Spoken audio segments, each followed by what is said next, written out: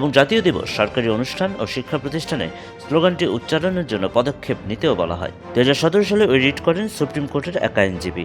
মুক্তিযুদ্ধের আগে ছাত্র সংগঠনগুলোর দেওয়া জয় বাংলা স্লোগান পরবর্তী সময়ে আওয়ামী লীগের দলীয় স্লোগানে পরিণত হয়, যেই দলীয় স্লোগানকেই জাতীয় স্লোগানে রূপান্তরের প্রক্রিয়া সম্পন্ন করে তৎকালীন সরকার। তবে জয় বাংলা স্লোগানের উৎপত্তি মূলত 60-এর দশকে। 1962 সালে প্রতিষ্ঠিত স্বাধীন বাংলা বিপ্লবী পরিষদ ও নিউক্লিয়াস জয় বাংলা স্লোগানকে সামনে নিয়ে আসে, যেখান থেকে স্লোগানটি ছাত্রলীগ ও আওয়ামী লীগের সভাগুলোতে দেওয়া শুরু হয়।